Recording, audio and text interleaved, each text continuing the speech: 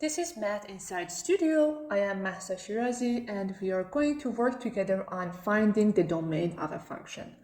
By domain, we mean all the input values x where the function actually makes sense. In practice, there are usually two main restrictions to watch for. The first one says that we can't divide by a zero. And the second restriction says that we can't take an even root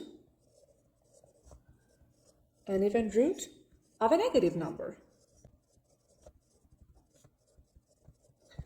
Look at the first type of functions, polynomials.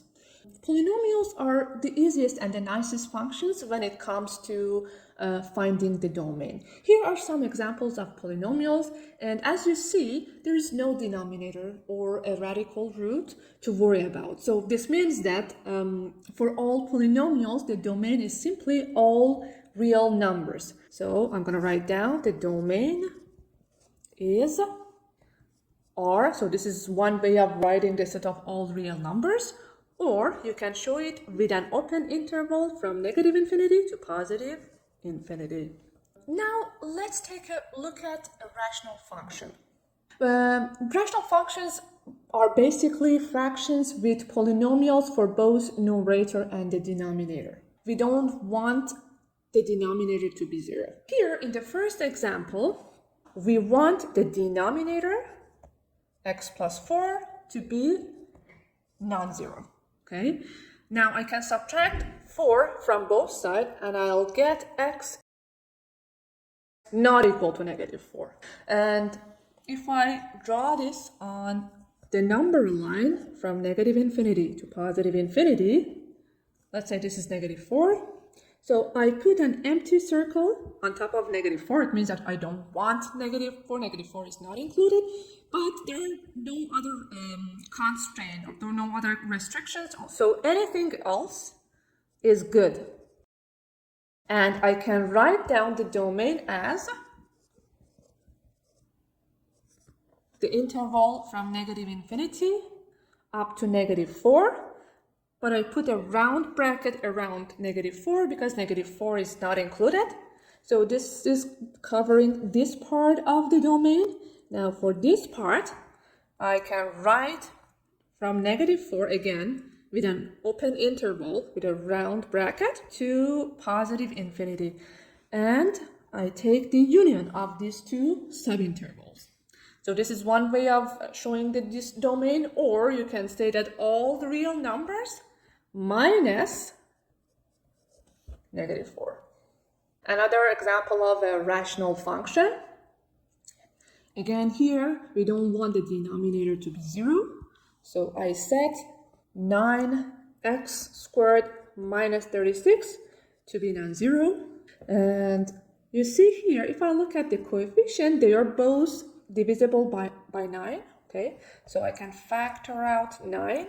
I'll get 9 times x squared minus 4.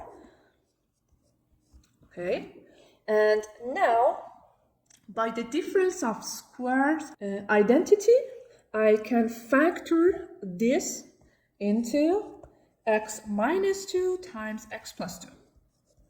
All right, so I want this expression to be non-zero. It means that I don't want this part or this part to be 0. So by setting this to be non-zero, what I'm going to get is that I want x to be not equal to plus 2.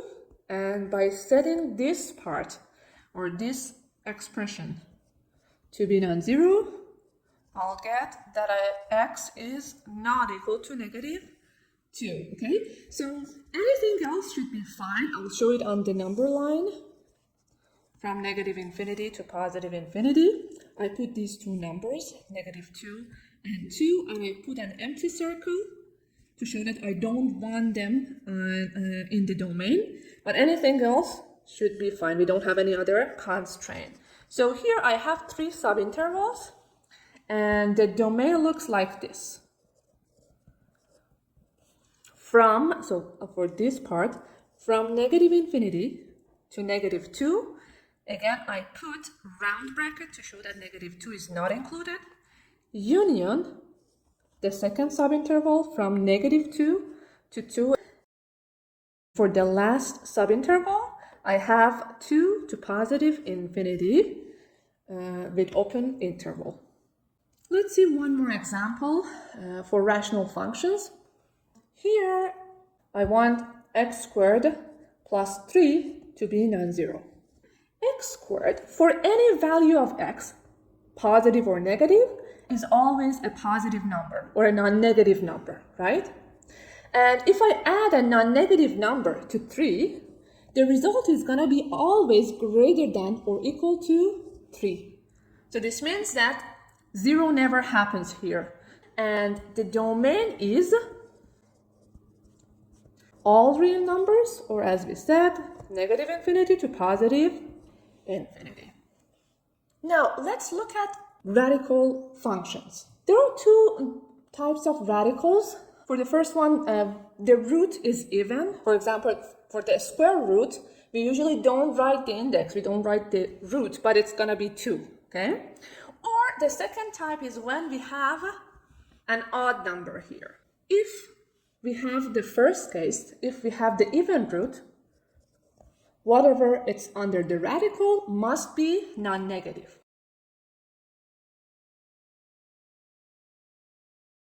But for odd roots, for radicals with odd root, there is no restrictions. So no restriction. So the first example is the square root of 2x plus 6, okay? And as we said, when it's a square root, we usually don't write it, but the index is 2, it's an even number. So we want whatever it is under the radical, we want this to be non-negative. So I'll set 2x plus 6 to be greater than or equal to 0. Subtract 6 from both sides. So I'll get 2x greater than or equal to negative 6. And I divide both sides by 2. I'll get x on the left-hand side, negative 6 over 2 on the right-hand side. And here, because I'm dividing both sides by a positive number, I'm not changing the inequality. So it's basically saying that x is greater than or equal to negative 3. And if I want to show it on the number line, from negative infinity to positive infinity, I put negative 3 here.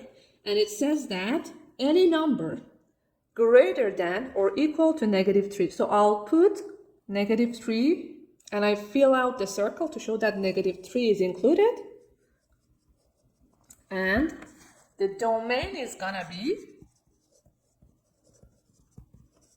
from negative 3 to positive infinity, but this time, because negative 3 is included, I put square bracket to show that negative 3 is included.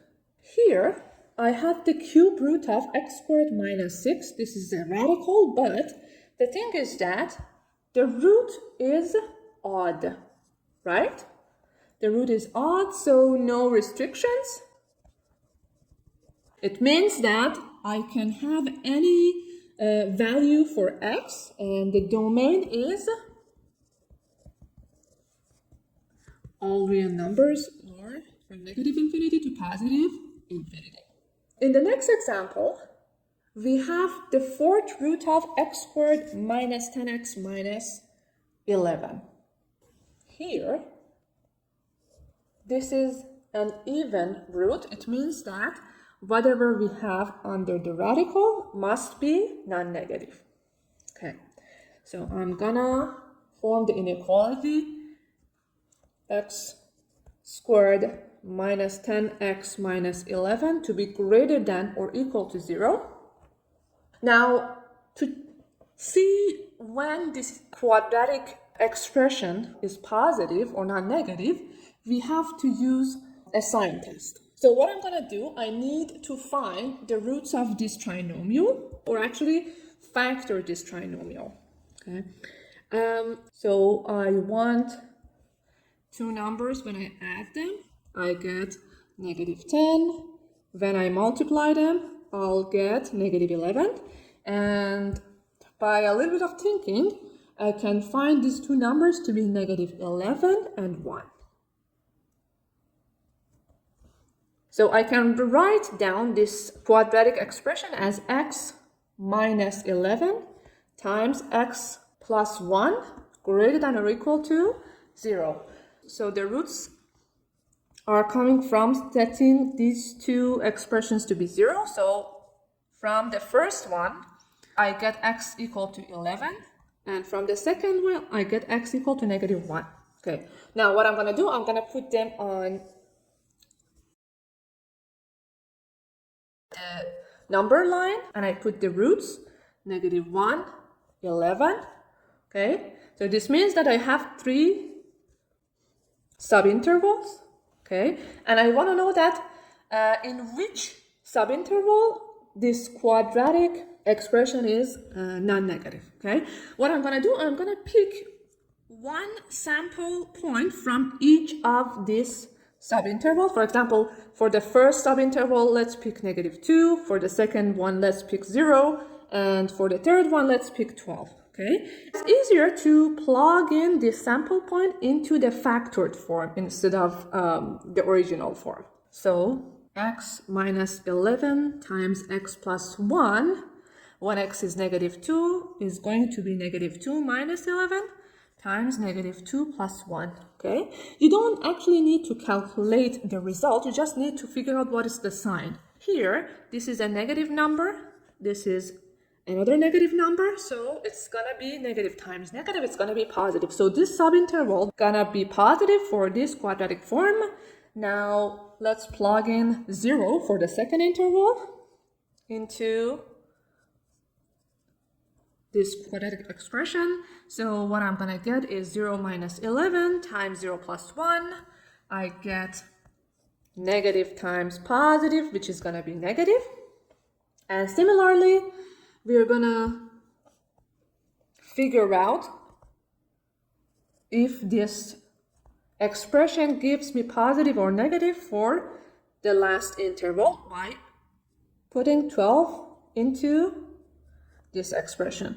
So as you see, both terms are positive here, so their product is going to be positive. So the last interval is also positive. We wanted this expression to be non-negative, so for anything from negative infinity to negative 1, we have a positive form. Similarly, from 1 to positive infinity, this is positive, and the domain is the first subinterval, including negative 1, union the last subinterval, including 11.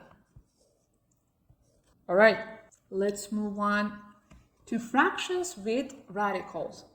Here, I have to take care of both conditions, both constraints that at the beginning we explained. We should have non-negative term under the square root, and it shouldn't be 0. So I want 2x plus 8 to be strictly greater than 0. Subtract 8 from both sides. We get 2x greater than negative 8. Divide both sides by 2. I get x greater than negative 4. Okay. And if I want to show it on the number line from negative infinity to positive infinity, I put negative 4 here, and I want anything greater than negative 4, strictly greater than negative 4. And the domain is from negative 4 to positive infinity, with round bracket to show that negative 4 is not included. Here is another example of fractions with radicals. In this case, we have radicals, we have even roots both in numerator and denominator. Okay, so we want the term under the radical in the numerator to be greater than or equal to 0. But for the denominator, we want the term under the radical to be greater than 0 and not equal to 0 because it's in the denominator. So it is 2x squared minus 18x plus 28. Okay. Let's first look at this condition. Okay. This inequality. I'm gonna subtract 16 from both sides and divide both sides by -2. But here what's happening is that because I'm dividing by a negative number, the inequality flips. So x is gonna be less than or equal to 8. So on the number line, if this is 8, I want all numbers less than or equal to 8. So it's gonna be this part. Now, let's look at the second inequality. So we want this to be strictly greater than 0. The coefficients are all divisible by 2, so I can factor out 2. What I'm going to get is 2 times x squared minus 9x plus 14. And I want this to be strictly greater than 0. Factor this into x minus 7 times x minus 2. The roots, so from x minus 7, I get x being 7, and from x minus 2, I get x equal to 2. So these are the roots. I put them on the number line, 2 and 7, and we are going to have 3 subintervals and pick sample points from each. So let's say from the first one, we pick 0, the next one 3, and last one, let's pick 8. If I plug in 0 into this quadratic form or to the factored form here, what I'm going to get is going to be a positive number. So this part is going to be positive. If you plug in 3 inside this quadratic form, you will get a negative number. And for the last one, if you plug in 8 in this quadratic form, you will get a positive number. So we want this quadratic form to be strictly greater than 0. So here are the subintervals we want to have. Okay. Now, I'm gonna draw both of this result on one single number line. And I'm gonna put 2, 7, and 8. From the first inequality, what I'm going to get is that everything we want is less than or equal to 8. And from the second inequality, I'm going to get anything less than 2 and anything greater than 7. Okay? I want both conditions to be true. So I want variables that's true for both conditions. So I have to find the intersection of these two conditions. So it's gonna be this piece here and also this little subinterval here. So the domain is gonna be from -∞ to 2 with an open interval, union from 7 with an open interval to 8 with a closed interval, because 8 is in both conditions. Now that we solved some examples together, it's your turn. Can you show that the domain of this function is -∞ to -3 and from 3 to +∞? Okay, I'll leave it to you to solve this. And that's it for today. Thanks for working with me here at Math Inside Studio. See you next time.